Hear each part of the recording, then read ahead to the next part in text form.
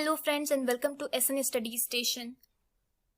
सो आज के सेशन में हम लोग सीखने वाले हैं रेपिटेशन ऑफ कैलेंडर। इसके बारे में ये कंसेप्ट सीखने वाले हैं आज के सेशन में। हम लोग कैलेंडर सीरीज पे ही चल रहे हैं। कैलेंडर के आई थिंक कि 5 से 6 वीडियोस हो चुके हैं, 5 से 6 सेशंस हो चुके हैं। तो काफी कुछ चीजें हम लोगों ने सीख ली हैं, है ना। मोर देन 50% चीजें हम लोगों ने सीख ली हैं। जो बची हुई चीजें हैं वो यहाँ पे सीख लेंगे। रेपिटेशन ऑफ कैलेंडर, इसके बारे में क्या है आइए जानते हैं कि क्या चीजें हैं, क्या कंसेप्ट है इसका। यानी कि जो कैलेंडर्स होते हैं, किस साल मतलब कितने साल बाद कैलेंडर रिपीट करता है अपने आप को। ठीक है, जैसे कि अभी 2023 चल रहा है। अगर 2023 की बात करें तो 2023 का जो कैलेंडर रहेगा यही सेम कैलेंडर फिर आगे किस साल में रहेगा, या फिर पिछले किस साल में यही सेम कैलेंडर रहा होगा। ये कैसे जाने, ये भी जानना बहुत इंपॉर्टेंट है। देखिए यहां पर एक बेस ईयर लेकर चल रहे हैं। ठीक है, एक बेस ईयर लेकर चल रहे हैं यहां पर। तो हम लोग स्टार्ट करते हैं। हाँ, लीप ईयर्स के बाद किस तरह से हम लोग repetition of calendar, repetition days निकालते हैं कि कौन सा कैलेंडर कितने साल बाद खुद को रिपीट करेगा। देखिए 2000 इसे लीप ईयर ले रहे हैं, बेस लीप ईयर ले रहे हैं। ठीक है, तो बेस लीप ईयर इसे ले रहे हैं और यहां से शुरू कर रहे हैं।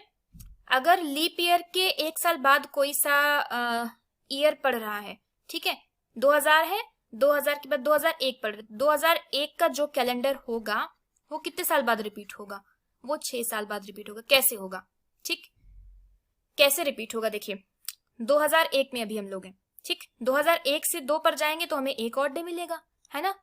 फिर 2 से 3 पर जाएंगे तो हमें एक और डे मिलेगा। 3 से 4 पे जाएंगे तो हमें एक और डे मिलेगा, और 4 एक लीप ईयर होता है ना।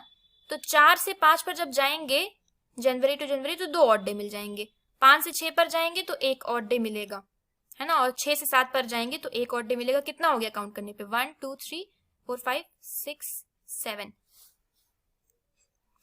है ना, 7 हो गया ना।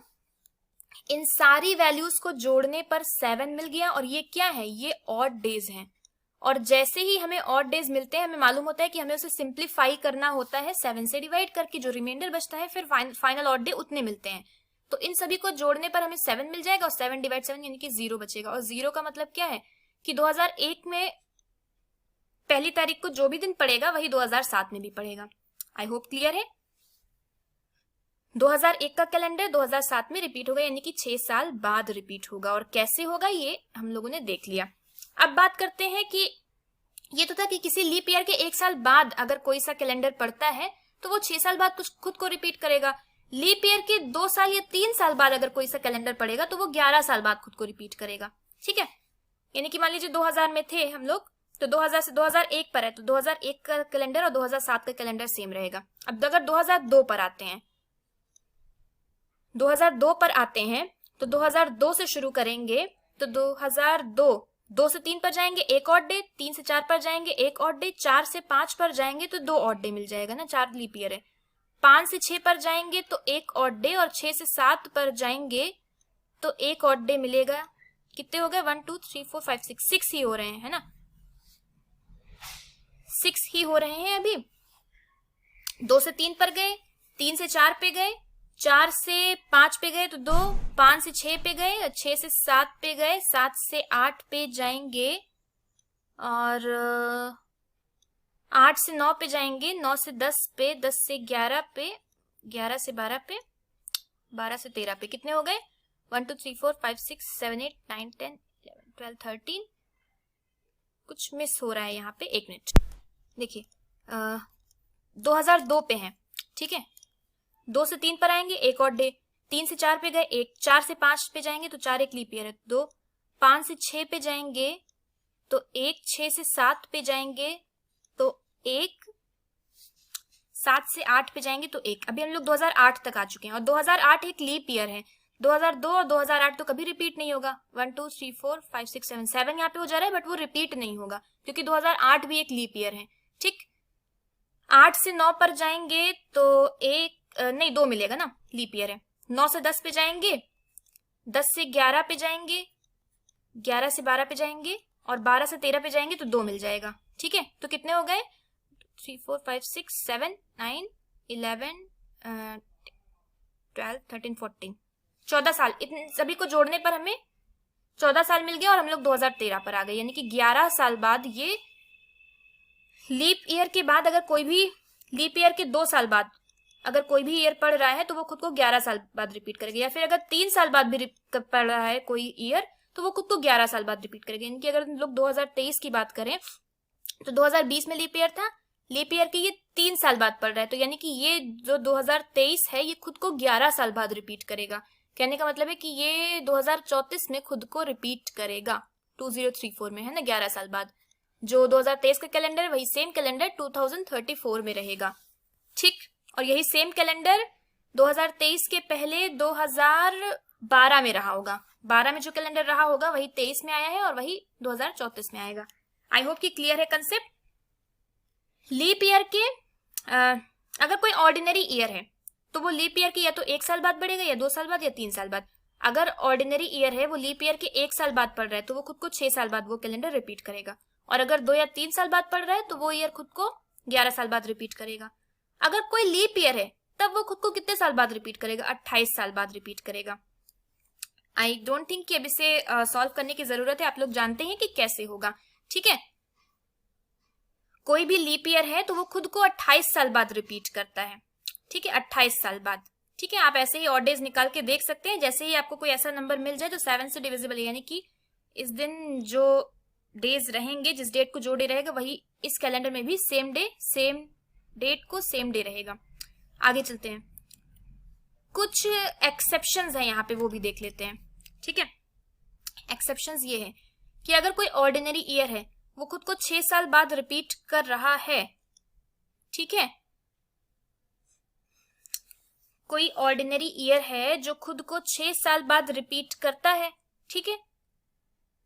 बट अगर वही कोई उसको after crossing an ordinary century year, ध्यान से देखिए, कहने का मतलब है कि अगर 1897 है, ठीक है, तो 1897 एक ऑर्डिनरी ईयर है ना, ये खुद को या तो 6 साल बाद रिपीट करेगा या 11 साल बाद रिपीट करेगा, है ना।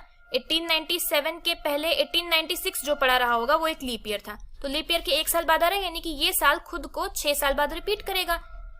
6 साल बाद रिपीट करने का मतलब है कि 1897 प्लस 6 यानी कि हमें मिल जाएगा 1903 में ये रिपीट करना चाहिए।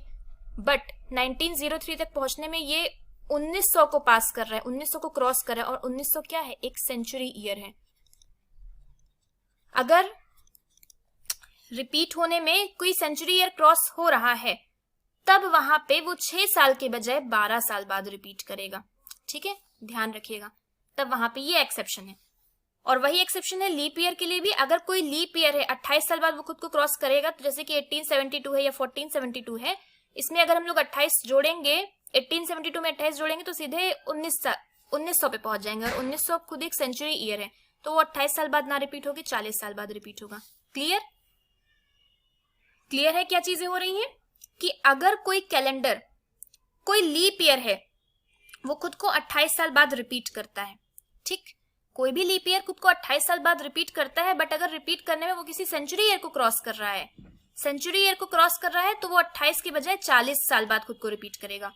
और अगर कोई लीप ईयर खुद को 6 साल बाद रिपीट कर रहा है और 6 साल क्रॉस करने में वो किसी सेंचुरी ईयर को पार करके जा रहा है, सेंचुरी ईयर आपको मालूम है ना कि 1900, 2000, 2100 है ना, जिसके लास्ट में 00 आएगा। तो अगर सेंचुरी ईयर को क्रॉस करके जा रहा है तो वो 6 की बजाय 12 साल बाद रिपीट करेगा, ये एक्सेप्शन है। बाकी all things remain the same. तो आगे चलते हैं अब क्वेश्चंस पे। पहला क्वेश्चन है कि the calendar of 1672 will repeat itself after which year. 1672 क्या है? 1672 एक लीप ईयर है ना।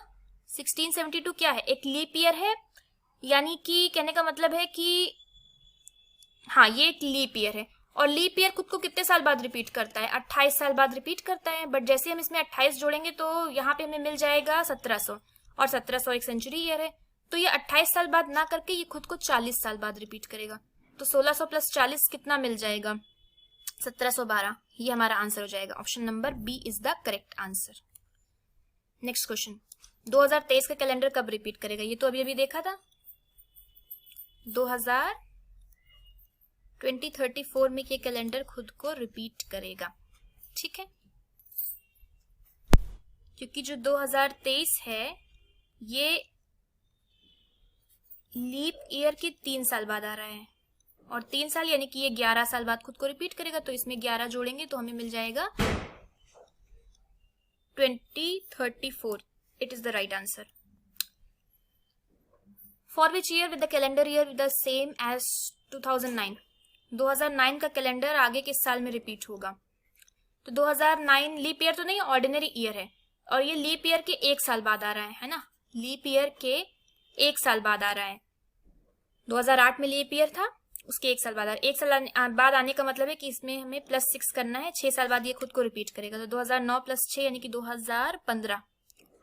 9 का और 2015 का कैलेंडर सेम रहेगा, सेम कैलेंडर। और लास्ट क्वेश्चन पे इसी के साथ चलते हैं। Mister Khan has celebrated his birthday on Tuesday 30 September 1997। When will he celebrate his birthday on the same day again? ठीक है, उन्होंने अपना बर्थडे 30 सितंबर 1997 को बनाया, उस दिन ट्यूसडे था, तो उसी सेम डे को वो अपना बर्थडे कब मनाएंगे? वैसे तो 30 सितंबर को उनका बर्थडे था, तो हर साल 30 सितंबर को उनका बर्थडे आएगा, बट हर साल ट्यूसडे नहीं पड़ेगा ना। तो हमें ये बताना है कि किस साल वो अपना बर्थडे मनाएंगे कि वो उस दिन ट्यूसडे ही रहेगा। तो यानी कि हमें कैलेंडर किस ईयर सेम हो रहा है ये हमें देखना पड़ेगा। 1997 है, ये कोई लीप ईयर तो नहीं है, बट लीप ईयर के 3 साल बाद आ रहा है ये, है ना। ये लीप ईयर के 3 साल नहीं, 1 साल बाद आ रहा है। 96 में लीप ईयर रहा होगा, तो ये लीप ईयर के 1 साल बाद आ रहा है। 1 साल बाद आने का मतलब है कि इसमें हमें +6 करना होगा।